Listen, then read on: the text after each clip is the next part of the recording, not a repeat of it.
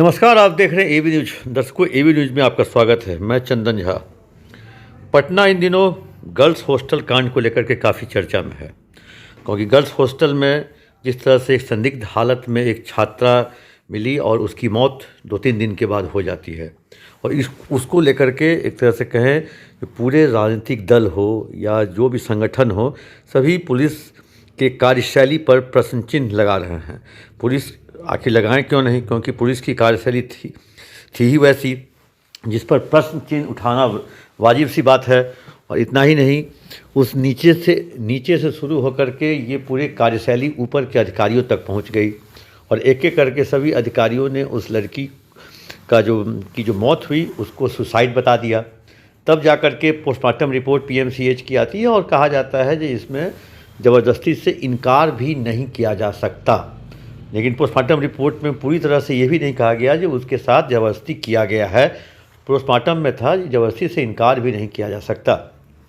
इसके बाद क्या था, विभिन्न पॉलिटिकल जो कहीं ऑर्गेनाइजेशन रहें, चाहे महिला संगठन रहें, चाहे पप्पू यादव जैसे हों या प्रशांत किशोर उर्फ पीके, चाहे अखिलेश प्रसाद सिंह कांग्रेस के जो जैसे सरीखे नेता, इवन जहानाबाद से वो लड़की बिलोंग करती थी, तो जहानाबाद के जो आरजेडी के जो एमएलए हैं राहुल, घोसी के जो हैं सत्तारूढ़ के ऋतुराज कुमार जो कि पूर्व सांसद अरुण कुमार के पुत्र है, सभी अपनी अपनी कहें जो एक तरह से संवेदना लेकर के उस लड़की के पीड़ित परिवार के यहाँ पहुँचे। सभी ने न्याय दिलाने का भरोसा दिलाया, और पुलिस इस बात को लेकर के, चाहे वो महाचंद्र प्रसाद सिंह हो, जो सरकार के ही लोगों ने सरकार को घेरना शुरू कर दिया।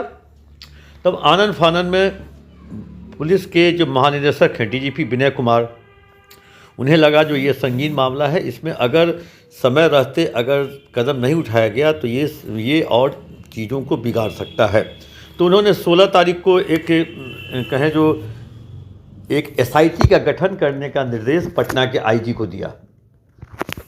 पटना के आईजी को उन्होंने कहा जो आप अपने संरक्षण में सुपरविजन में एक एसआईटी का गठन करें, जिसमें एक महिला डीएसपी, एक पुरुष डीएसपी, एक महिला इंस्पेक्टर, एक पुरुष इंस्पेक्टर को रखा जाए, और ज़रूरत पड़ने पर और भी वैसे लोगों को रखा जाए।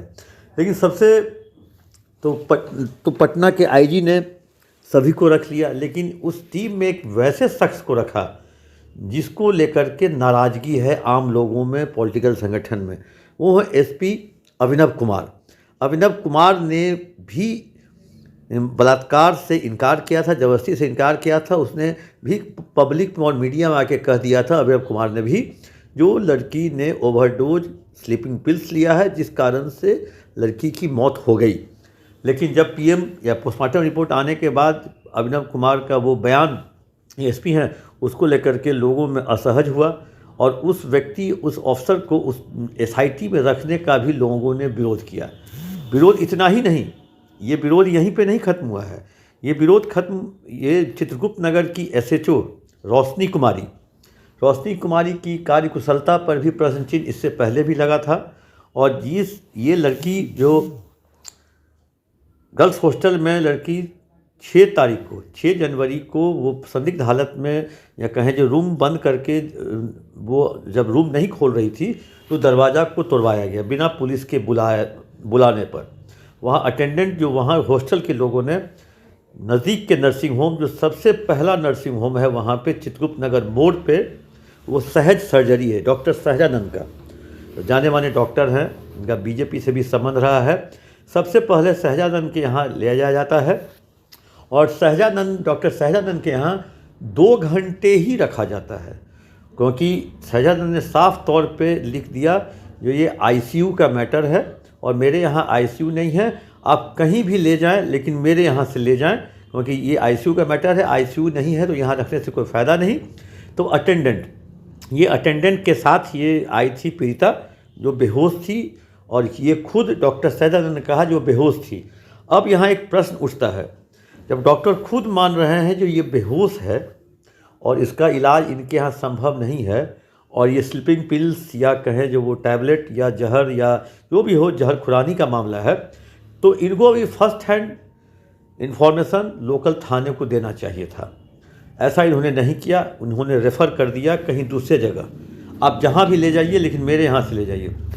तब हॉस्टल के ही लोग उसे ले जाते हैं। राजेंद्र नगर रोड नंबर 2 में प्रभात मेमोरियल हॉस्पिटल है। 6 तारीख को ही 7:40 में प्रभात मेमोरियल में उस लड़की की एंट्री होती है। वहाँ 6 तारीख को ही एंट्री होती है। 7 को उस लड़की को भेजा जाता है कंकड़बाग थाना अंतर्गत गायत्री मंदिर पर एक फॉर्चूना करके एक सेंटर है, जहाँ पे होल एब्डोमेन मतलब अल्ट्रासाउंड के लिए वहाँ पे अल्ट्रासाउंड होता है। अल्ट्रासाउंड के बाद उसका सीटी स्कैन भी उस लड़की का होता है। 8 तारीख को उसकी यूरिन और ब्लड की जांच की जाती है और यूरिन और ब्लड की जांच में ये साबित होता है जो वो उसमें दर्शाया गया है, जो उसमें कुछ कहें जो मादक पदार्थ या कहें जो स्लीपिंग पिल्स लिया गया है 8 तारीख को। लेकिन तब तक पुलिस नदारद है। न फॉर्चून वाले ने कहा, न डॉक्टर प्रभात मेमोरियल ने कहा, न डॉक्टर सजानंद के यहाँ से कहा गया। जब बात बिगड़ते हुई तब जाकर प्रभात मेमोरियल को 3 दिन तक पुलिस पूरी सीन से गायब है। लेकिन 8 तारीख को जैसे ही ये पुलिस की एंट्री होती है तो हॉस्टल के 3 लोगों को डिटेन किया जाता है। डिटेन मतलब थाने में बैठाया जाता है पूछताछ के लिए। और जब ये मामला बिगड़ता हुआ होता है तो 9 तारीख को उन तीनों डिटेन लोगों को छोड़ दिया जाता है। कहा जाता है ये उस छोड़ने में, इस तीनों लोगों को छोड़ने में भी कुछ बार्गेनिंग हुआ। बार्गेनिंग किस स्तर पे हुआ इसकी मैं पुष्टि नहीं करता हूँ, लेकिन वहाँ जो लोगों की जो बातें हैं उसके अनुसार उन 3 लोगों को छोड़ने के लिए वहाँ थाने स्तर से बार्गेनिंग हुई। बार्गेनिंग के तहत वो तीनों छूट जाते हैं। उसके बाद लड़की की मौत हो जाती है। लड़की की मौत के बाद वहाँ पर उसके शव को लेकर के पटना के कारगिल गोलंबर पे हंगामा होता है, प्रदर्शन होता है। वहाँ भी लाठियाँ चलती हैं। वहाँ भी प्रदर्शन करने वालों पर FIR होता है। 30 लोगों को नेम्ड किया जाता है और तब जाकर के नेताओं का उस पीड़िता या उस जो मृतक लड़की है उसके घर पे आने जाने का सिलसिला शुरू होता है। लेकिन पुलिस 16 तारीख को जागी। मतलब पुलिस उससे पहले आनंद फानंद में प्रेस कॉन्फ्रेंस करके ASP हों या सिटी SP ईस्ट परिचय कुमार हों या इन दोनों के बाद सीनियर SP कार्तिकेय शर्मा ने भी बयान दे दिया जो लड़की के साथ ज़बरदस्ती का कोई मामला नहीं अभी दिख रहा है। तो वैसी स्थिति में हो गया। लेकिन जब 16 तारीख को शाम में जब सरकार के ही लोगों ने सरकार को घेरना शुरू किया, उसके बाद आनंद फानंद में गृह मंत्री संज्ञान में लाते हैं और DGP के आदेश पर IG के नेतृत्व में एक टीम बनती है। लेकिन टीम कल ADG कमज़ोर वर्ग अमित जैन भी गए थे घटनास्थल पे। वहाँ घटनास्थल का मुआयना भी किया, हॉस्टल को भी देखा, सब कुछ देखा, लेकिन वो चुपचाप वहाँ देख करके जांच करके निकल गए। कल पटना के IG भी वहाँ गए थे सभी लोगों के साथ। और कल पटना में जो SIT बनी उसकी टीम भी कल गई। SIT की टीम कल जहानाबाद भी गई थी, क्योंकि जहानाबाद में जिस जगह से वो पीड़िता आती है, पीड़िता उनके माता पिता से पूछताछ के लिए गई थी, क्योंकि 25 दिसंबर से 6 जनवरी तक वो लड़की, माफ़ कीजिएगा 5 जनवरी तक वो लड़की अपने गांव में थी।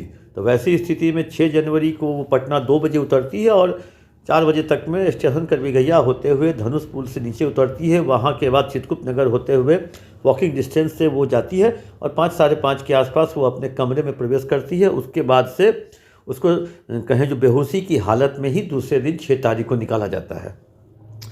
तो उस स्थिति में, क्योंकि वो उस दिन वो 5 तारीख को शाम में आती है, उससे खाना भी पूछा जाता है खाने के लिए, तो वो खाना नहीं खाती है। वो बोलती है घर से खा करके आई है। और दूसरे दिन 6 तारीख को उसको बेहोशी की हालत में निकाला जाता है और 6 को सहज सर्जरी होते हुए प्रभात मेमोरियल होते हुए उसकी मौत भी हो जाती है। अब पुलिस की टीम क्या तफ्तीश कर रही है? पुलिस की टीम में जो पैथोलैब का जो टेस्ट रिपोर्ट है और जो अल्ट्रासाउंड, CT स्कैन, वो रिपोर्ट के जानकार पुलिस वाले शायद नहीं होंगे। इसलिए मेडिको एक्सपर्ट की जब तक इस टीम में एंट्री नहीं होगी तब तक उस पूरे घटनाक्रम को लोग समझ नहीं पाएंगे। अब बात ये उठती है जो क्या वो लड़की जो सजानंद के यहाँ से गई प्रभात मेमोरियल, और प्रभात मेमोरियल में 6 तारीख की रात 7 पूरी दिन रात और 8 तारीख को 12 बजे तक वो लड़की 12 बजे को, 8 तारीख को 12 बजे उसका ब्लड सैंपल लिया जाता है, यूरिन सैंपल लिया जाता है। तो क्या पहले से वो ओवरडोज थी या उसको इस दौरान ओवरडोज दिया गया स्लीपिंग पिल्स का या जो भी चीज़ का, ये जांच का विषय है। प्रभात मेमोरियल का बेड चार्ट, कौन सी दवाई चली प्रभात मेमोरियल में या डॉक्टर सहजानंद के यहाँ कौन सी दवा चली, वो बेड चार्ट जब तक पुलिस के हाथ नहीं लगेगा तब तक पुलिस को कुछ नहीं मिल सकता है। पोस्टमार्टम रिपोर्ट जब पीएमसीएच का आ गया तो सेकंड ओपिनियन लेने की क्या ज़रूरत पड़ी एम्स वाले डॉक्टर की, क्योंकि पुलिस का कहना है जो पीएमसीएच का जो पोस्टमार्टम रिपोर्ट है जिसने तैयार किया है उस डॉक्टर का भी कहीं ना कहीं संदिग्ध, मतलब इस तरह के कई पोस्टमार्टम रिपोर्ट विवादित रहे हैं, इसलिए सेकंड ओपिनियन लेने की ज़रूरत पड़ी। सेकंड ओपिनियन तभी होगा जब एम्स के डायरेक्टर अभी छुट्टी पे वो जब लौटेंगे, तो वैसी स्थिति में पुलिसिया तफ्तीश जो है वो केवल 1-2 दिन बीत गया, केवल क्लिनिक टू क्लिनिक घूमते रहे। अब पुलिस की तफ्तीश उस लड़की के मोबाइल पे जाके रुक गई है। उसने 25 दिसंबर से लेके 5 जनवरी तक किससे बात की, सबसे अधिक कितनी बार किससे बात की, सबसे ड्यूरेशन सबका सबसे अधिक किससे बात करने के दौरान था। उस मोबाइल की तस्वीरें भी खंगाली जा रही है। उस तस्वीर के माध्यम से भी पुलिस कहें जो कुछ परिणाम कहें जो उसको कुछ साधने का प्रयास कर रही है। तो अब पुलिसिया जो है जांच, क्योंकि 3 दिन तक आपने उस प्लेस ऑफ ऑकरेंस को सीज नहीं किया, उसको सील बंद नहीं किया, उसको सील नहीं किया, उस कमरे को सील नहीं किया, आपने एग्जिबिट को जाने दिया, आप कहें जो एक तरह से सारे सबूत को साथ छेड़छाड़ या मिटाने का प्रयास जो हॉस्टल संचालक के द्वारा किया गया होगा उसको, अब प्रभात मेमोरियल के उस बेड को भी तक आप नहीं पहुंच सके जिस बेड पे उसको रखा गया था। प्रभात मेमोरियल के उस बेड चार्ट को भी आपने जो नहीं लिया जिस पे उसकी दवा चलती है, क्योंकि हर हॉस्पिटल में एक बेड चार्ट होता है कौन सा दवा कब चढ़ना है, और चल गया उसका वहाँ नर्स बजाते उसकी कहें जो लिखित रूप से रखती है या वार्ड बॉय, तो आप वो भी नहीं किए। एक तरह से मेडिकल रिपोर्ट और बेड चार्ट आपको नहीं मिला और आप तफ्तीश करने के नाम पर एक लंबा चौड़ा जंबो जेट टीम बना दिए।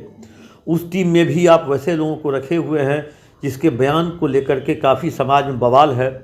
थानेदार एसएचओ अभी भी मतलब कहें जो अपनी नौकरी कर रही है, क्योंकि उसकी भी उतनी ही गलती है कहें तो उस पर भी कोई कार्रवाई नहीं।